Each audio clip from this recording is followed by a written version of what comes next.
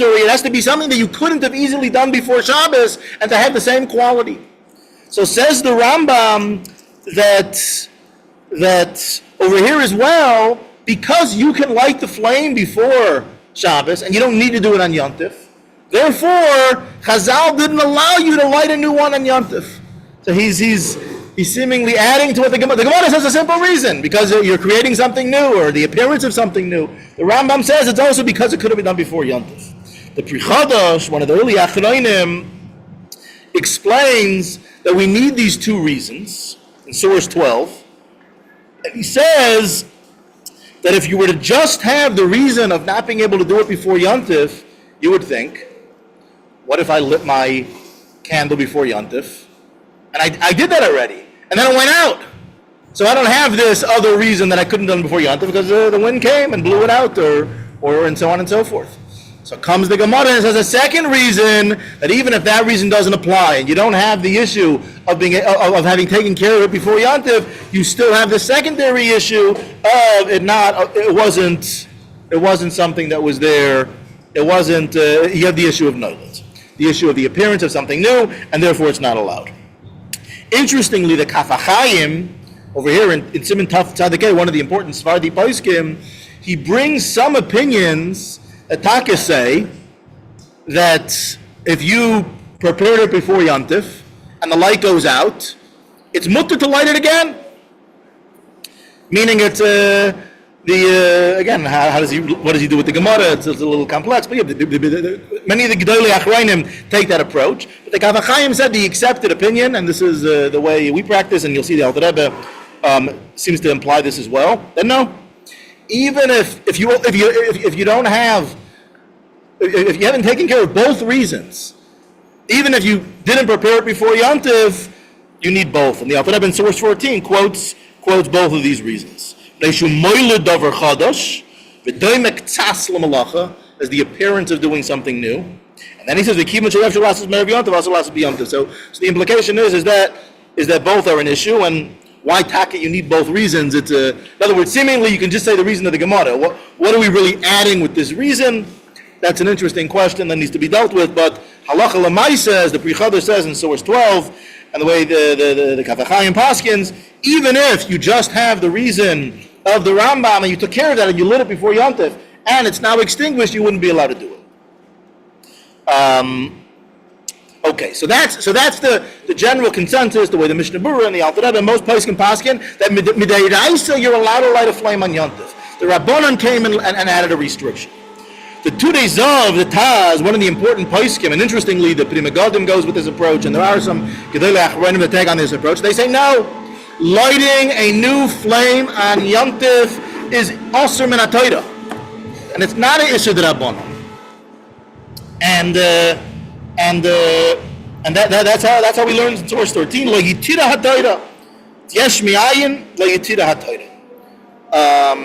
And based on that, it would be a very practical nafkamina, a question that people ask all the time.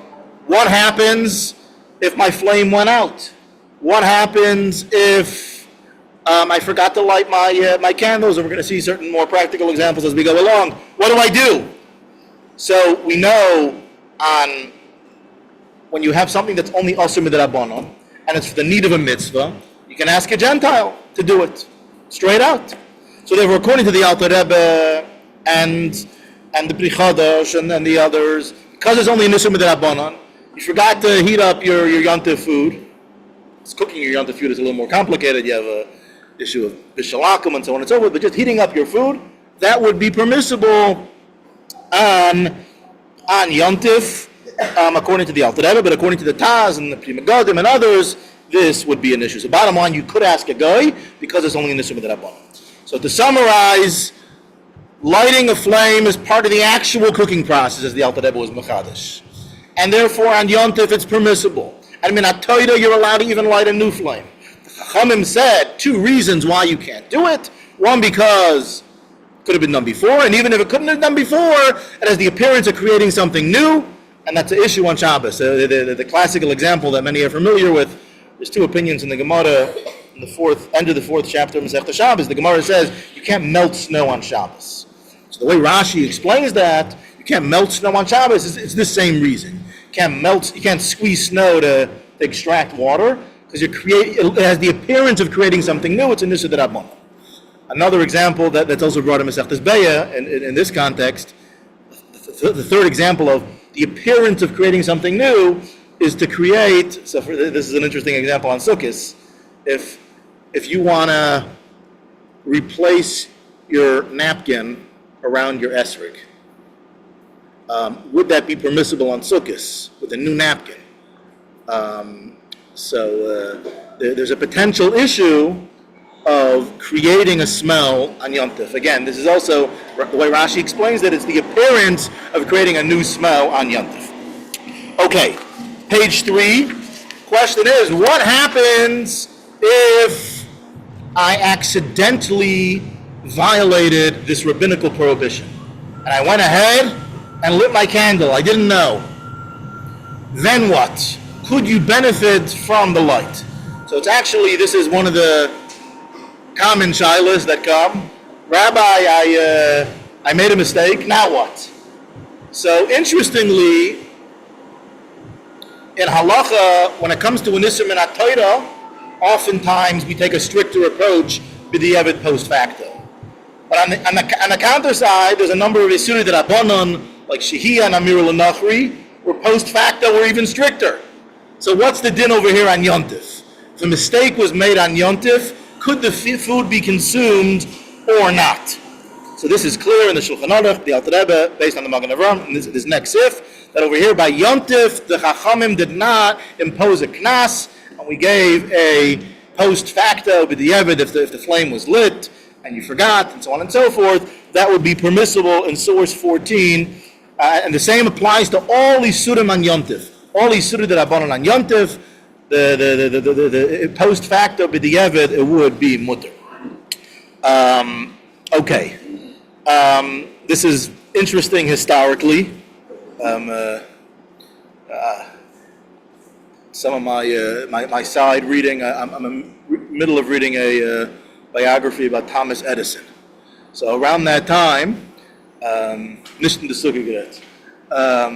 so around that time, you'll see in source 17, the Aruch HaShulchan, the Rav from the Vardik, so the rabbis were just getting acquainted with electricity. And this is not in the published works of the Aruch HaShulchan.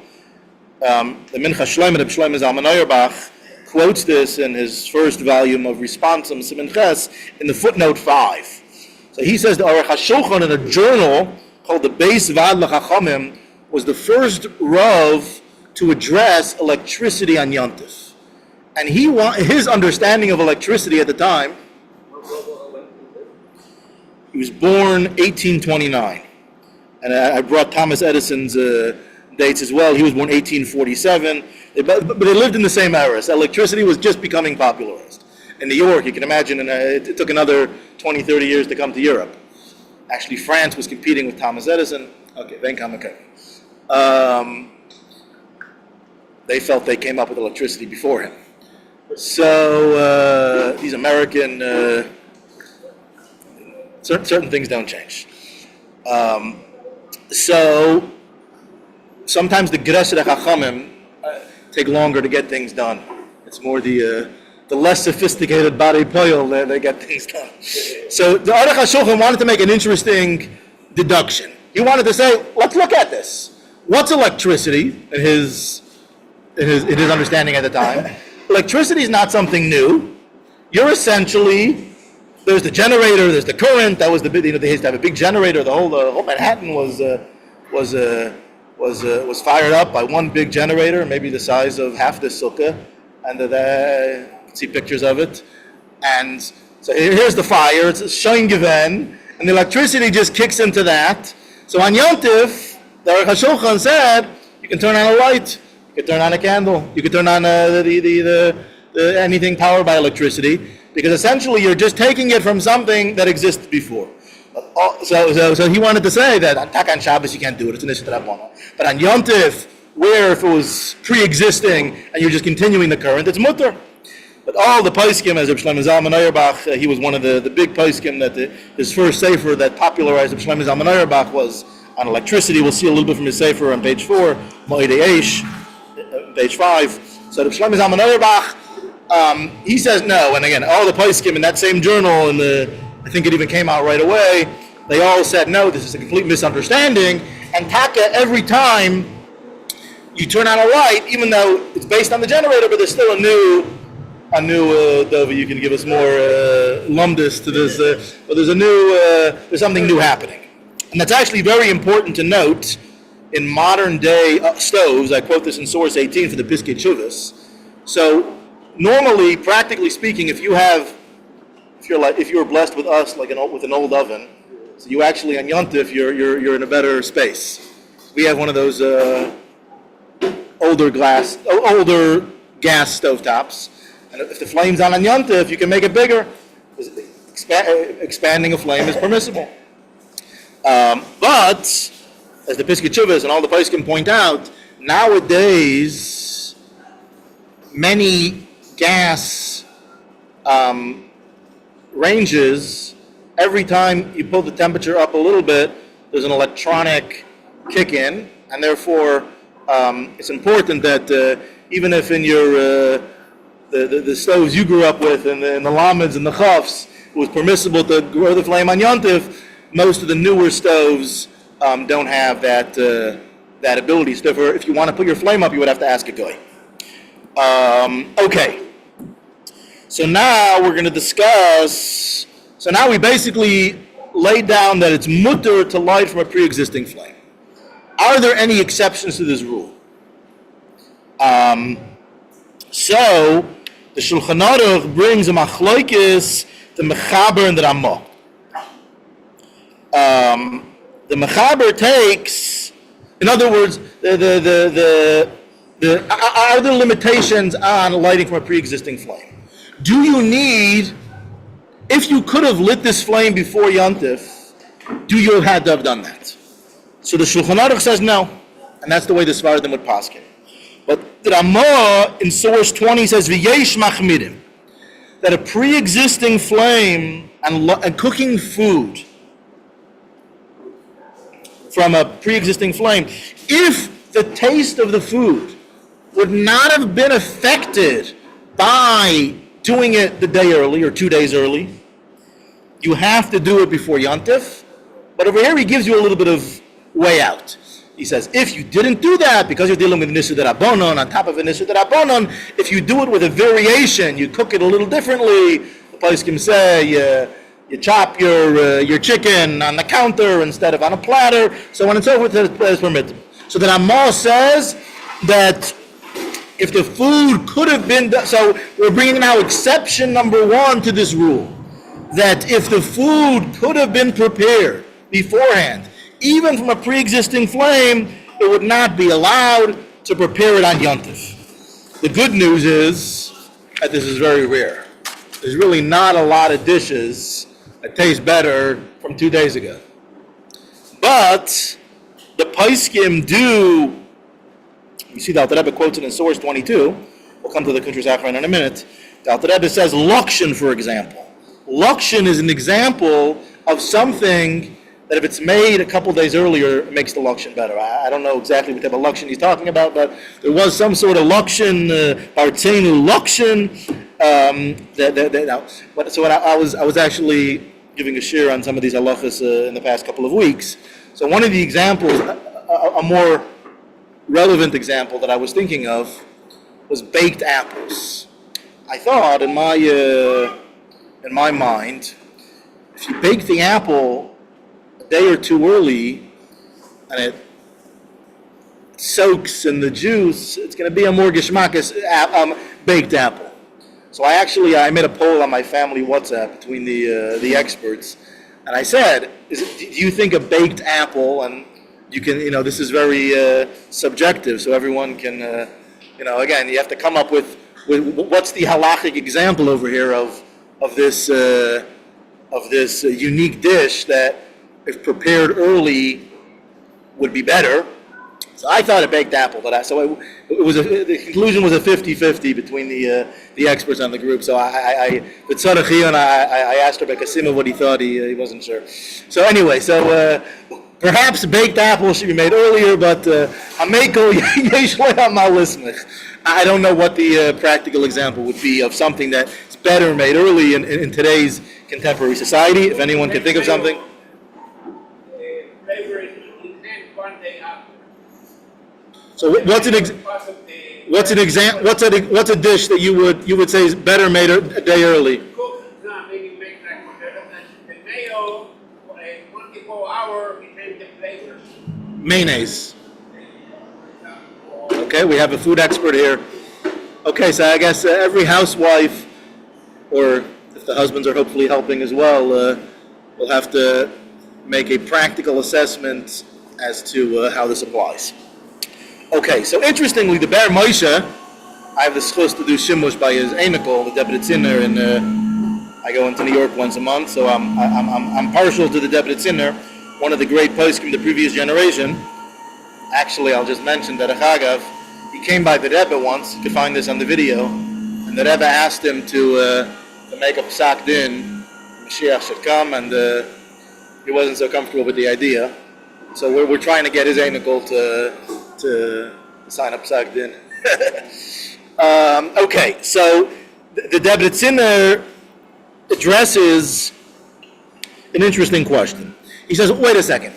With the invent of refrigeration, one can make an argument that this halacha is going to have very widespread ramifications. One can say, with refrigerators, everything that's made and you put it in the refrigerator and heat it up, so everything tastes good, cooked 2 days earlier. So maybe now with refrigerators and proper preservations, you shouldn't be allowed to cook on Yom Tov based on the Ramah, because everything could have been done. Without this effort. So the Rebbe Tzvi, what? So you warm it up, yeah. But so again, the food.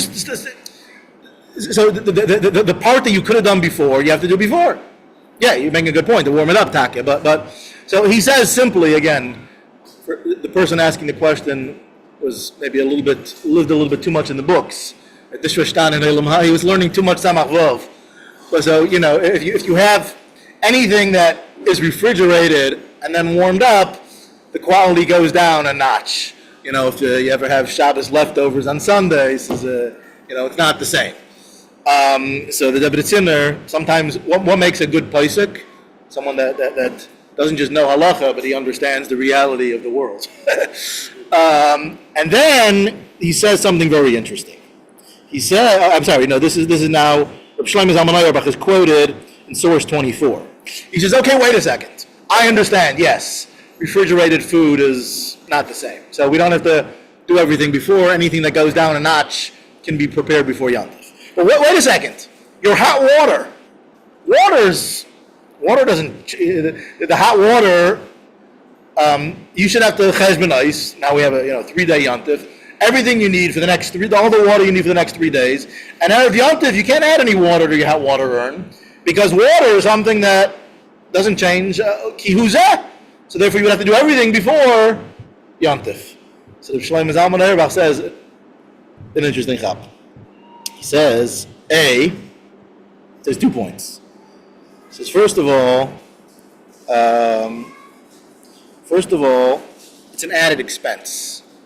It's an added expense. If you're, again, maybe when this was first written, they used to heat up their water on a china, a pot of hot water. So, Yiddish geld, dealing with a few dollars, but it's a the water is going to evaporate, and you're going to be wasting water and wasting, having your electricity out longer than you need it. And again, you're dealing with prutas, but he says Chazal, so we're not going to make you do that. It's a shtick chiddush, but that's what he says. What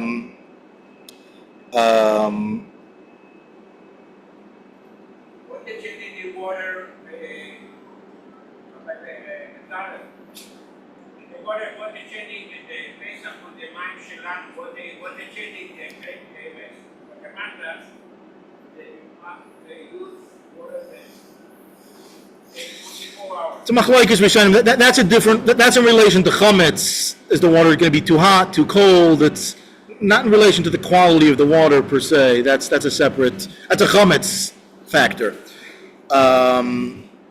So I can't read that last line. It's cut off. But what he says as well, that if you didn't realize. Anyways, the bottom line, the olim is not makbid to prepare their water beforehand, and maybe it's based on this concept. If it's going to waste so much, you don't have to do it. But it's interesting, for the pre-existing flame, that you have to light before. Over here, on that chumrah of the Ramah, so you're dealing with a chumrah on top of a chumrah. Do you consider Chana maybe hot water? Could be. It's an interesting svara. Going back, I skipped the Kuntres Achim of the Alter Rebbe in source 21. A very fascinating chiddush. The Chalal in general with Lizchus Yom Tov, and I'll briefly mention it as well regarding Hilchos Beider. So we have a general question. Whenever Torah permits something, the question is it mutter or is it like we allow it?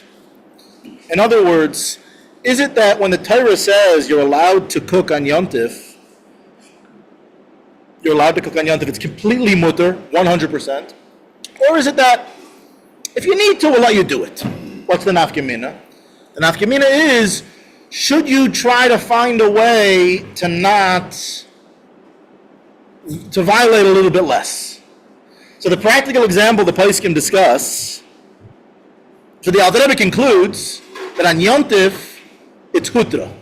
Cooking on Yom Tov, when we allow it, it's not that it's techuya, it's hutra. Therefore, the poskim say, they quoted from Rabbi Yashiv and others, that when you're making a tea on Yom Tov, if it's techuya, you should try to make it pouring from a kli sheni, a kli shlishi, to try to, if you can easily not make it bishul, just make it not bishul. Says the Alter Rebbe, no, it's hutra, and therefore you don't have to. You can easily find a way out. You don't have to do that. The Alter Rebbe says the same thing is regarding boider. Boider on Yom Tov is a little complicated, but basically, we say there's three types of boider. There's three scenarios of boider. So boider is generally taking the bad from the good. So you have a cup of coffee and a bug falls in. I want to take the bug out. So generally we say on Yom Tov that it's mutter to take the bug out. It's mutter to take the bug out. Unless it's easier to take the good from the bad. So if it's easier, so then we say to take the good from the bad. But if it's the same level of effort to take the good from the bad and the bad from the good, we say you can choose whatever you want. So the Rebbe says from that, we see that boirer on Yom Tov is hutra. It's completely permissible. Because if you have a choice, and they're both equal amount of effort, you would think that maybe do the less prohibited, the one that has less yisur. Because it's hutra, therefore it's completely permissible. Okay.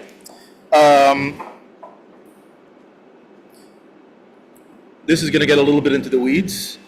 I'm going to give it over to Kitzer.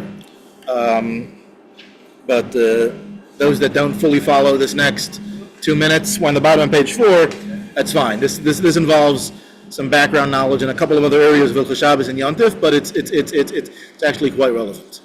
So, just kind of in parentheses, in relation to heating up hot water on Yom Tov. So there's two practical halachic questions.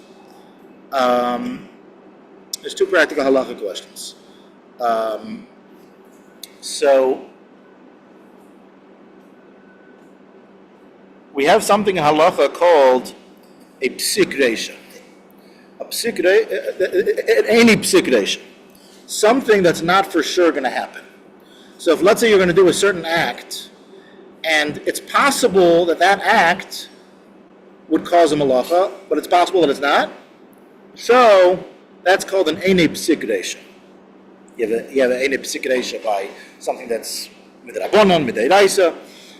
So the Alter Rebbe has, and Rabbi Gedassi in source 25 quotes it, Kuntruzachan and Simon Reishai and Zayin. Alter Rebbe has a unique chumrah. Mishnah Berurah takes a more lenient perspective on this question, and he says, the Alter Rebbe says, and Rabbi Gedassi quotes from Rav and Tishrei, for Lubavitcher Dov, that he heard this gedank from. It's in his footnotes there. I just want to point out that I received a different Messiah in relation to this psak. But he basically concludes in his Sefer Shmiras Hamoedim, if anyone, Hilchas Yom Tov is complex. If anyone ever wants to see a nice practical summary of Hilchas Yom Tov, it's about 40 pages. So Rabbi Gedassi in the Shmiras Hamoedim, it's a very good sikul. I try to review that twice a year for Yom Tov. So, because Hilchas Yom Tov is very, very complicated. So many moving parts, and every housewife wants to know, losh, there's so much like I said, it's Hilchas Shabbos on steroids. And it's only twice a year, 3 times a year, so it's easy to forget the details. Shorting Malachas, and a handful of them are mutter, and even those that are mutter are only mutter in certain cases, and the Raisa, the Rabbanans, so anyway, so bottom line, he says, that what's the Chiddush of the Alter Rebbe? Chiddush of the Alter Rebbe is that in those cases where we allow something that's not a psik reisha, it's only if it's not a psik reisha b'mitzias, which means, let's say I'm doing something and it may lead to another effect and it may not. If there's a way to do research and to ascertain if that's going to happen or not, and I don't have the capability to do that research, then the Alter Rebbe holds that's not considered an any psikration. Just because you don't know if it's not going to happen, if you can do a little testing and spend 10 minutes and figure out, certain toilets, they turn something on every time you flush, so if you know every 14th flush it's going to do it, then it's not a psikration because you don't know if it's the 14th time. Mishnah Berurah would consider that a psikration. So therefore, when reloading a hot water heater, so the Mishnah Berurah takes a lenient approach regarding that type of thing, that it may ignite the hot water, the thermometer to turn on, and it may not. So the Mishnah Berurah would say, it's not psik reisha, so it's mutter. Yom Tov is the Rabbanon, so it's mutter. Safek by the Rabbanon. So he wants to argue that the Alter Rebbe would hold that you can't do it on Yom Tov. Why? Because you can do research here for Yom Tov, test your thing, find out how much, which level, how much water you put in, is it going to turn it on? So it's not considered any specifically to psik reisha, you can't fill up your hot water even on Yom Tov. By Brian, another Rabbanon that I discussed this with, said this is a mistake, and said that it is permissible to do it on Yom Tov. And this chumrah of the Alter Rebbe is only by Shabbos. Shabbos is the Yikori b'deiraisa. This is the Rabbanon on top of the Rabbanon on top of the Rabbanon. So therefore, you could fill your hot water on Shabbos, despite this chumrah of the Alter Rebbe in Shabbos. Okay. Page 5. Just some another important ha'ara regarding filling hot water urns practically on Shabbos and on Yom Tov. If you look at the Starcase website, they actually did a lot of what the Starcase is best for and worst for. The Rabbi Heinemann is a major machadish.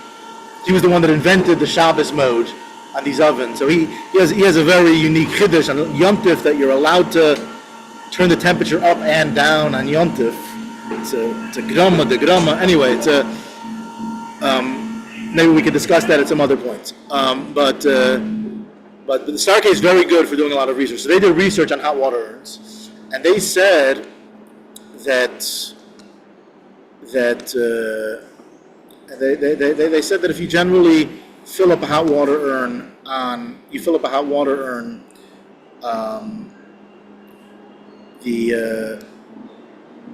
in most cases, it's not going to turn the light on. In other words, not filling it up. Taking hot water, some poskim were suggesting they could only take the hot water when the hot water urn is going. But when it's off, you might take some hot water and it's going to make the light go on. So they did research and they said it's a myth. Never when you take hot water from the cup does it turn the light on or turn it off, and therefore many poskim are leaving. Yom Tov for sure would be permissible. Okay, here's the big question. Up until now we're talking about cooking. And for a pre-existing flame, it would be permissible to cook on Yom Tov so long that it wouldn't have been better before. Question is, what about those who would like to come a little closer? I can't scream that loud. What? Same thing, okay, yeah. So I'm used to having to outspeak people that are speaking in my shiur, so this is so this is a famous dispute in the first chapter of Masechtas Beya that actually is going to have major ramifications for when Mashiach comes. Do we say when Chazal permitted certain things on Yom Tov that it was permitted only for food-related matters, or do we say mitoich shehutrul l'tzorech, being that it became permissible for the needs of food, we also allow you to use it for non-food related matters. So for example, if you want to light a candle on Yom Tov, not for food, would that be permissible? So Beis Hillel is of the opinion that it's allowed. Beis Shammai says no, you're only allowed to light from a pre-existing flame something that's there to enhance your food. Another example is carrying. We allow you to carry for food related matters. Could you carry your lulav to shul? So Beis Shammai would say no. You can't push your baby on Yom Tov where there's no Erev, because we only allow you to carry for a tzedach. So as soon as Mashiach comes, we're going to pass like Beis Shammai. Hilchos Yom Tov is going to completely transform Hilchos Yom Tov. There's going to be a lot of inherent chumras in Hilchos Yom Tov. So in source 27, the Alter Rebbe summarizes that yes, we pass like Beis Hillel, and we're much more permissive. But there are certain inherent limitations, and this we discussed a year ago. You could find it on Rabbi Itkin's YouTube channel, the taking showers on Yom Tov. So one of the rules is that we only allowed it for a Yom Tov need that's universal, for Yidden. Alter Rebbe says by Yidden. So if it's just something that most people don't need, and you kind of want it, then it wouldn't be allowed.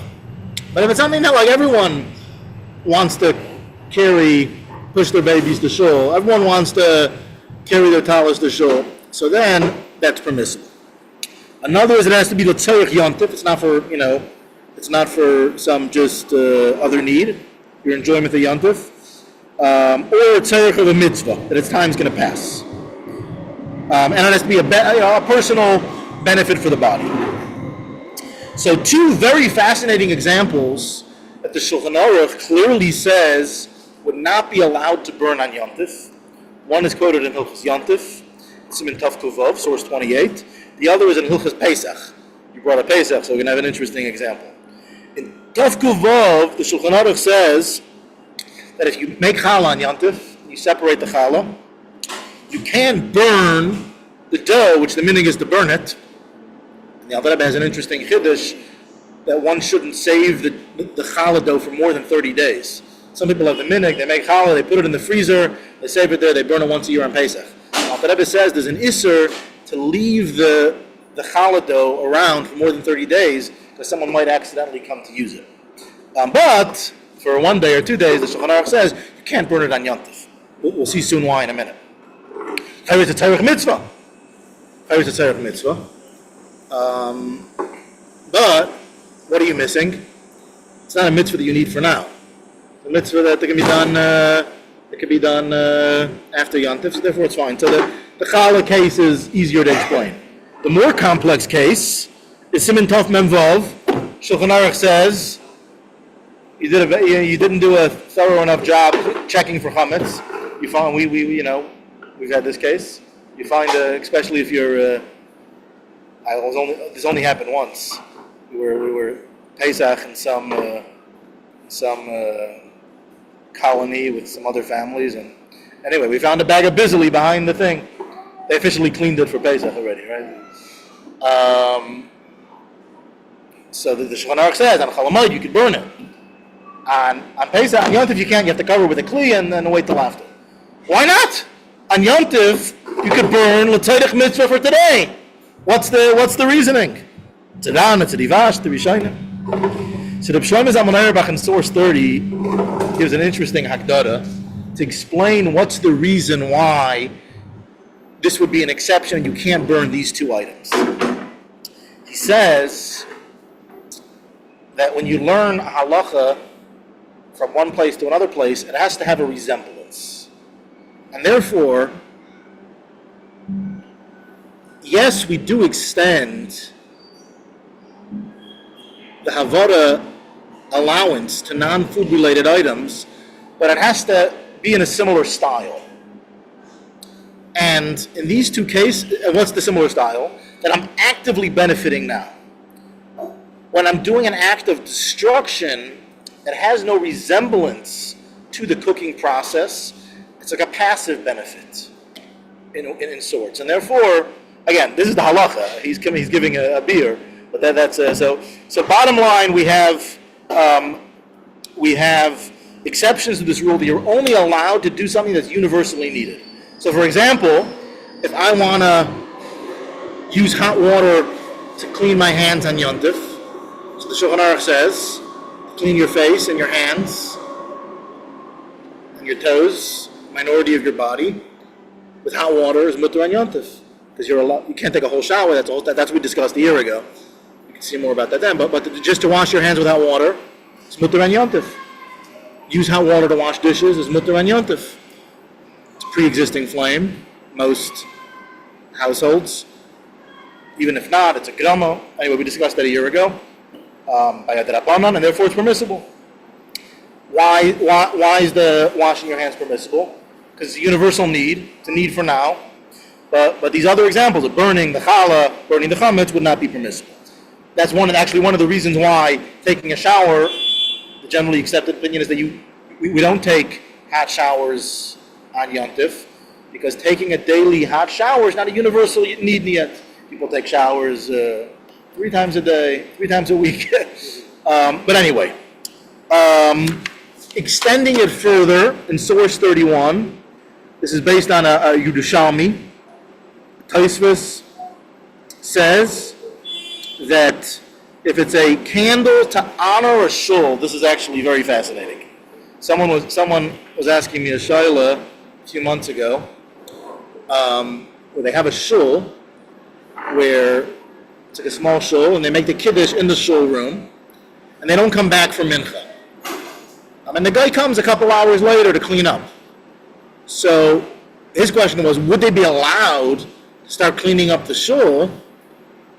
It's kind of preparing for the next day, because they don't need the shul for mincha.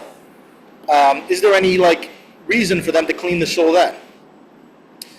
So at the time I spoke to a few Rabbanan about it, but then I saw this halacha, and it's mamish clear over here. This Yerushalmi answers the question.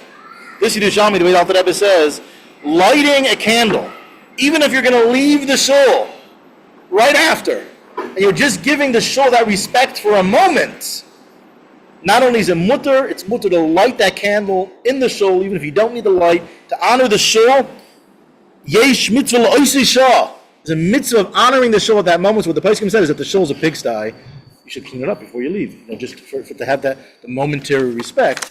If it's, if the guy's going to come and do that, but basically, but there is an inyan to respect the shul, even for 5 minutes while you're there, before you leave, and if it's mutter to do this, to light this candle on Yom Tov. Also, it's like not burger.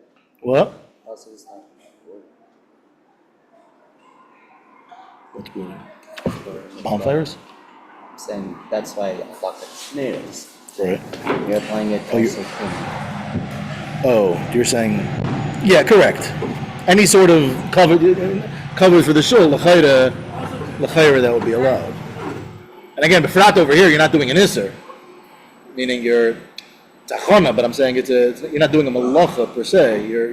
We allow even a quote unquote malacha that's utra, but we allow something that's also derabbanan and only permissible in certain cases. We'll take Yom Tov to honor the shul for 5 minutes.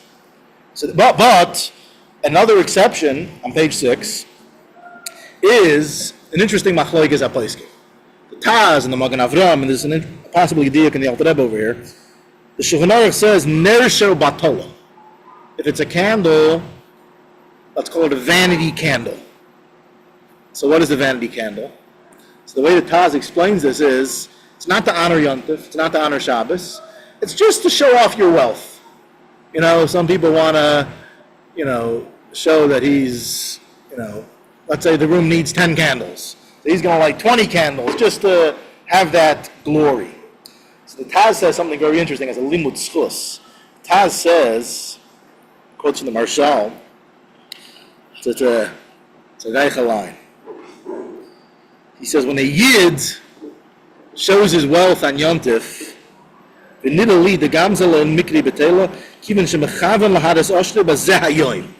someone showing off his wealth on Yom Tov,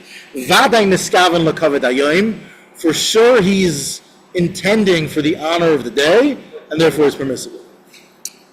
The Magen Avraham disagrees, but if you look at the Alter Rebbe, it's mashma that he's alluding to the Taz. The Alter Rebbe in source 34 says, "Nershel b'Torah, da'inu she'ein tzorech lo klal." He has in the word klal. You have no need at all for today. It's mashma that even if there's this abstract benefit for the day, it would be permissible. So practically, based on this extension, we're machmer to light on the first day of Yom Tov candles before Yom Tov, so as to have a parallel for Shabbos. Shabbos you have to light before. Yom Tov, the minig is, matafrei, and the place can say that we light before. But if you didn't, you can light on Yom Tov. Why? It's this halacha. And therefore a mitzvah could be lit on Yom Tov, a pre-existing flame. We'll discuss a couple practical takeaways for lighting on Yom Tov in a second. But another example the Shulchan Aruch talks about that wouldn't be allowed is lighting a flame for incense. Shulchan Aruch uses that as an example for even a pre-existing flame wouldn't be allowed. Why? Because that's considered a luxury item, and it wasn't something that everyone did. And we only allow you to light a flame on Yom Tov. So to give a mashal from today's contemporary shluchim, could you do hookah in the sukkah, a pre-existing flame, on Yom Tov? Or a bit example, and I purposely left this out, the place can have a huge discussion. We have an extra few minutes, I'll give you the cliff notes of this. The Kitzur Shulchan Aruch brings a list of 7 rules if you're going to smoke on Yom Tov. But one of the big questions of smoking on Yom Tov is it a universal need? The place came already 150 years ago. I found this interesting. I thought the numbers were higher. They said even though smoking is very prevalent, the majority of people don't smoke. So therefore, that's a big shiloh. The argument to allow smoking is because once someone starts to smoke, he becomes addicted. And it's such a tzedek that you can't back out. What? It's mamad, yeah. It's a huge need. Your whole Semichas is going to be diminished. The Kitzur Shulchan Aruch says that if you're going to smoke on Yom Tov, you have to black out the words on every cigarette because you're erasing the words if you smoke it. He says as well that you shouldn't light a match to the candle. You should light it directly from the flame because that in-between match would be shalei l'tzedek. But again, the place can have a big discussion about smoking, but like using cigars. People don't get addicted to cigars for the most part. Cigars is like a luxury item. You smoke a cigar once a week with your chaverim, right? I think my brother-in-law had cigars and scotch last night. So that's not an addictive item. That l'chayda would be mugmar to do on Yom Tov, to smoke a cigar or a pipe, even more for someone that does it only for pleasure. It's a big shiloh. Interestingly, in Sefer Menhagim, the Friedrich Rebbe didn't smoke on Yom Tov. Friedrich Rebbe didn't smoke on Yom Tov because of this. And on Rosh Hashanah, he was other reasons. He said, in other words, you look in that famous letter about Rosh Hashanah. He says, "Yesh machmir not to smoke on Yom Tov." For sure, on Rosh Hashanah you shouldn't smoke. So that's this whole discussion is that smoking on Yom Tov is it's a shiloh. I'm not going to say it's usher because certain people push and need it, but it's not so push. It wasn't allowed before, but I heard it's a number of years ago. I mean, again, this obviously doesn't get into the pikuach nefesh issues to begin with, and so on and so forth. But I didn't want to get into smoking because it goes down a whole different. It's a sugi of shavuot l'chol nefesh, which we discussed more last year. Or if you Rabbi Leger from the Kollel, it says the Rabbi Leger from the Kollel said that smoking is not healthy. That's why they also do this. Okay. So we'll come back to some practical takeaways, some practical instructions for lighting candles on Yom Tov, but just to take this a step further to yartzait candles and yizkor candles. So the Bir Halacha says, okay, so the Shulchan Aruch says for a mitzvah, you're allowed to light a candle. So you forgot to light your yartzait candle, you have yartzait on Yom Tov, could you light this yartzait candle? So you see from the language of the posting when they discuss yartzait candles, that it's one of these societal minhagim that evolved way beyond what was initially intended. It became this very emotional thing. People that lost parents. It's a very personal experience. People are very connected to the yartzeit candles. The Rebbe talks about. Okay, so yartzeit candles. So you forgot. Do you have to ask a guy to light it, or could the yid light the yartzeit candle or pre-existing flames? The Bir Halacha is not sure. Is it a mitzvah? It's not a mitzvah. We have this concept of mitzvah. So the 613 mitzvahs, right? You're allowed to do something with tzarech mitzvah. So in Hilchos Shabbos, it says certain things nisud rabbanim you can do with tzarech mitzvah. Is achnasa tzarech mitzvah mitzvah? So the Shulchan Aruch says clearly, depends. If it's a neighbor from next door, that's not achnasa. Has to be an out-of-town guest. The tzarech mitzvah is more. The term mitzvah is not as broad in every area of halacha. So the Bir Halacha is trying to figure out, is this, when the Shulchan Aruch says there's a mitzvah and you can light it from a pre-existing flame, is this a mitzvah, is it not a mitzvah? He's back and forth, is it honoring your parents, so on and so forth. So the ideal recommendation the Mishnah Berurah brings is that you should light it either in a place where you're going to personally benefit by your meal, on the table, so you're going to eat it, or light it in the shul, so it's clearly covered Yom Tov, but it's not so pashut. Another question is, what about a yizkor candle? People have yizkor. This is more common because everyone does yizkor every So interestingly, the Rebbe says our minhag is not to light a yizkor candle. In source 36, could be this with minhag Beis Harab and so on and so forth. Many people light yizkor candles, and Yom Kippur would be an exception. Over there, that Amal says the minhag is that everyone lights a candle for their parents, but the other ones not. Just to conclude with a couple interesting, relevant halachas regarding lighting candles on Yom Tov. So one is regarding making an eruv tafshilin, which we're going to be doing this year for the third time. So normally we say that the eruv tafshilin is for food. To be able to prepare food on Yom Tov for Shabbos, it should be fully finished beforehand. Is it permissible? What happens, and this is a shaila that I've gotten a few times, if you have some bachurim or some girls that are living in a dorm, and they're going to be lighting Yom Tov candles, Shabbos candles, and they're not going to be eating there, they're not doing any cooking, nothing. Do they need to make an eruv tafshilin? This is a big question in the poskim. And if you look at the language of the eruv tafshilin, it's like luki neda. There is a strong argument that you should light a candle just to enable you to light those. Because that's the one example where you're lighting on Yom Tov a candle for the next day, but it's also permitting you to light the Yom Tov candle. And therefore the recommendation in the poskim generally that I was makabel was they should make an eruv tafshilin without a bracha. They should make an eruv tafshilin if they're not going to be eating there. But everyone should consult with their rav regarding that shayla. The Shulchan Aruch says in Siman Tav Kuf Aleph that if you're preparing the candles and you want to remove the wax to make room for the new candle that melted the earlier days. So on Yom Tov, it's permissible to move the wax, the Shulchan Aruch says. The Shabbos Kolchasa brings actually an interesting Alter Rebbe. The wax people used to reuse their wax. So Alter Rebbe held it wasn't muktzah. Nowadays, when that's not done, the Shabbos Kolchasa recommends when you take out the wax, you should put it straight into the garbage so as not to have a muktzah issue. If you have two candles, interestingly, the Shulchan Aruch says in Tav Kuf Yud Daled, if your candles are stuck together, could you separate them on Yom Tov? So the Shulchan Aruch says, you would be allowed to, because they only stuck together. The factory didn't mean for them to stick together. Got a little warm and they became stuck together, so therefore it's permissible to separate the candles. Could you separate freeze pops for the kids? That's a little more of a complicated shayla, because over there the company, it's machlokes haposkim. Some say it's just to make the delivery easier. The poil, they wanted it to be separated, and others say no. This is for packaging. This is the best way to do it.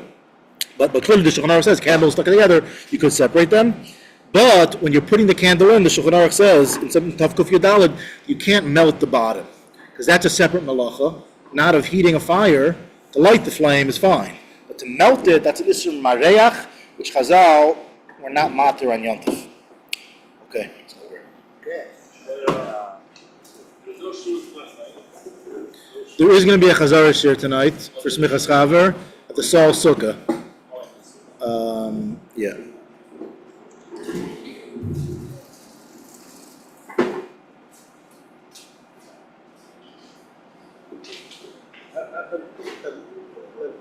Well, regular shiur or what? Because It's going to be a Chazara Shiur for Semichas Chaver. it's rather impressive is having a Oda. Who's having it here? Yes. What time? It's going to be 8 o'clock. So we'll do it at 9. So we can go to both places. Ricochet. Our stomachs will be happy too, no doubt.